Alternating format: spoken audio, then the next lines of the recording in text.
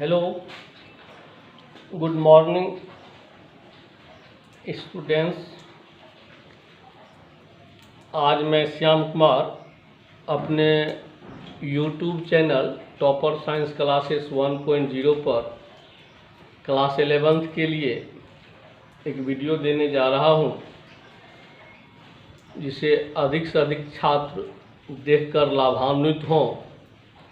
इसके लिए आप लोग हमारे चैनल को अधिक से अधिक लाइक करें, सब्सक्राइब और शेयर करें। पिछले वीडियो में हम लोग बीमीय समीकरण का दो उपयोग देखे थे। एक था भौतिक समीकरण की शुद्धता जांच करने में, और दूसरा था भौतिक राशि के मात्रक को एक पद्धति से दूसरे पद्धति में बदलने में।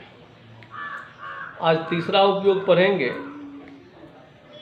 विभिन्न भौतिक राशियों के बीच संबंध स्थापित करने में। ढेर सारा भौतिक राशि जिसके बीच अगर रिलेशन है,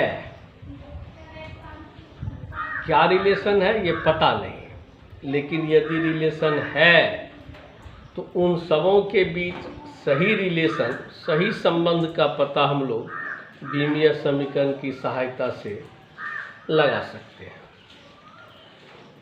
जैसे कुछ एग्जाम्पल देखते हैं।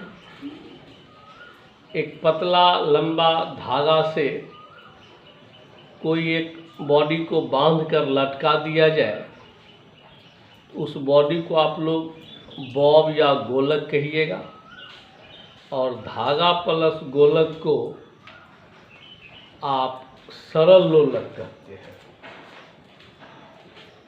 सरल लोलक नाम सुने होंगे का आवर्त काल होता है। जैसे कोई ब्लॉक लटक रहा है, बॉब लटक रहा है, इसको यहाँ से पकड़ के यहाँ करके छोड़ दिया जाए, वो ऐसे आएगा, फिर आगे बढ़ेगा, फिर आएगा और यहाँ रुक जाएगा। यहाँ तक में जो जाने और आने में टाइम लगा, समय लगा, उसी को हम लोग आवर्त काल कहते हैं, टाइम पीरियड कहते हैं। इसको हम अगर स्मॉल टी या कैपिटल टी से डिनोट करें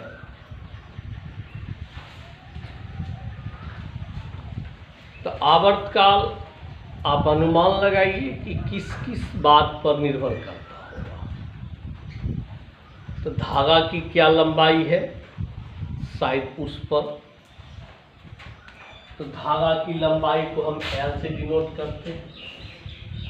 बॉब जो बांध के लटकाए हैं गोलक, उसके द्रव्यमान पर, और उसको यदि हम M से डिनोट करते हैं, और उस जगह कुछ गुरुत्वीय त्वरण होगा, ग्रेविटेशनल एक्सेलरेशन, उसको अगर हम G से डिनोट करते हैं, तो ये टाइम पीरियड LmG पर निर्भर करेगा। बट कैसे पता नहीं। इसके लिए हम लोग बीमीय समीकरण का उपयोग करेंगे। निर्भर करता है, इसके लिए एक ये सिंबल देते हैं।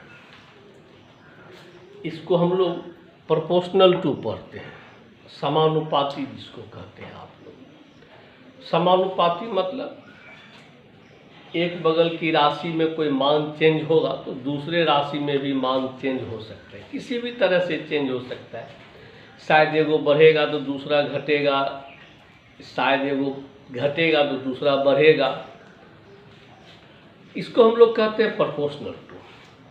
लेकिन कैसे समानुपाती है, बढ़ने से बढ़ता है कि बढ़ने से घटता है, ये पता नहीं। इसके लिए हम लोग इस पर घात यानी पावर कुछ कुछ मान लेते हैं। A, B, C, X, Y, Z, P, Q, R, जे आपको मानना है। तो अगर हम A, B, C का मान बीमा के विधि से या डायमेंशनल इक्वेशन से निकाल दें तो संबंध हो जाएगा। यही तो संबंध है। तो इसको हम जब आगे बढ़ाएंगे तो प्रोपोर्शनल टू को हटाते हैं और एक समानुपाती नियतांक देते हैं। जब हम सामान्य तो इसको K से डिनोट करते हैं। ये आपका L पर पावर A, M पर पावर B और G पर पावर C। इसको इक्वेशन फर्स्ट मान लेते हैं। अब एक लाइन यहाँ लिख सकते हैं कि K समानुपाती नियतांक है और स्मॉल a b c कोई दूसरा नियतांक है जो कि आप माने हैं। ऐसा यहाँ लिख सकते हैं। अगर लिख दिए तो ठीक, नहीं तो आगे बढ़ते हैं। एक लाइन लिख देंगे यहाँ। तो दोनों पक्षों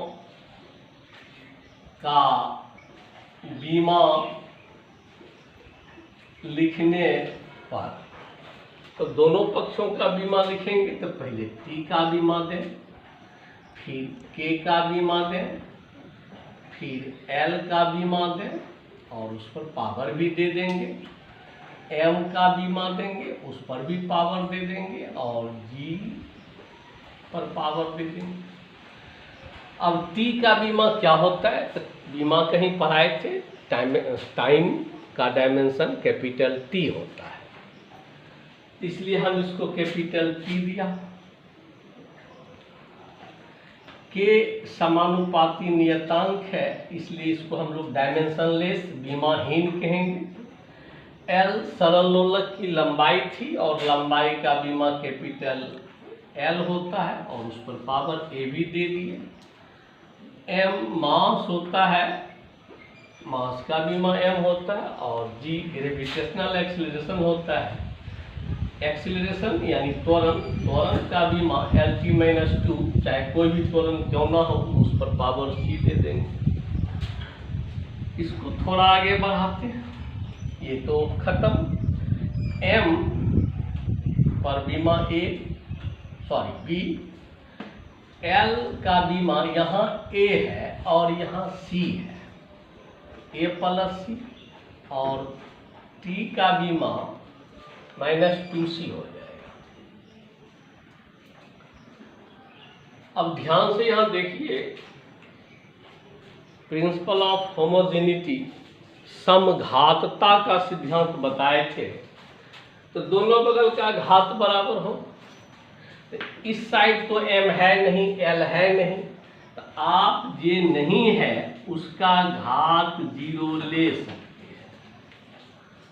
नहीं मन है तो मत लीजिए, नहीं है इसका मतलब उसका घात 0 है। समघातता के सिद्धांत से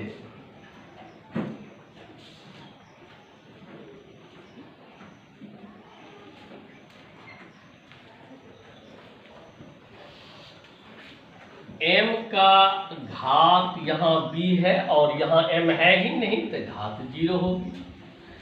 L का घात A प्लस C है और वही बात इधर है ही नहीं, तो 0 हो गया। और T का घात -2C है और इस साइड इसका घात 1 है। तो इस आधार पर हम लोग C बराबर -12 बोलेंगे। B का घात 0 हो गया, C का हाफ हो गया, अब बच गया A। तो गौर से इसको देखो, इसमें अगर C का वैल्यू रख दें तो A निकल जाएगा, तो रख दो, तो A बराबर क्या हो जाएगा? ये उधर जा करके +12 हो जाएगा। अभी तुरंत बोले ना कि ABC का मान निकाल के रख दो, संबंध आ जाएगा। तो ABC का मान निकाल दिए, सबका मान समीकरण फर्स्ट में रख दो। समीकरण फर्स्ट में A, B एवं C का मान रख देंगे। तो T बराबर के L पर पावर A का मान हाफ है, M पर पावर B का मान 0 है और G पर पावर C का मान पुनः हाफ है -3 के साथ। अब इसको आइए थोड़ा सा सोल्व करते हैं। L पर पावर हाफ, M पर पावर 0 मीन्स 1 हटा दो, और G पर पावर -12 नीचा आकर के प्लस हाफ हो जाएगा। इसको हम बोलेंगे L बटे G पर पावर हाफ, होल पर पावर हाफ, और तब फिर हाफ पावर को रूट अंडर L बटे G बोलते हैं। तो T बराबर K रूट अंडर L बटे G। जैसा कि यहाँ हम बताए थे कि K समानुपाती नियतांक है, और पिछले क्लास में कहीं देखे थे भौतिक समीकरण की जब शुद्धता की जांच कर रहे थे तो उसमें बोले थे कि बीमा को किसी संख्या का ज्ञान नहीं होता है, संख्या का बोध नहीं रहता है, संख्या कुछ भी आकर के चला जाएगा, बीमा को पता नहीं चलता है। इसलिए के का मान आप बीमा की विधि से नहीं निकाल सकते हैं। इसका मान हम लोग प्रयोगशाला में निकालते हैं, जिसका मान 2 पाई आता है। अगर इतना बात यहाँ लिख दिया जाए T बराबर 2 पाई रूट अंडर L बटे।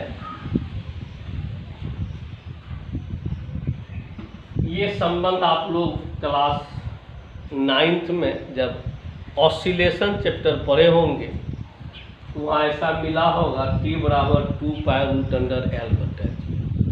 T सरल लोलक का आवर्तकाल हो गया, 2 पाई कांस्टेंट हो गया, L लोलक की लंबाई हो गई, और G ग्रेविटेशनल एक्सेलरेशन हो गया।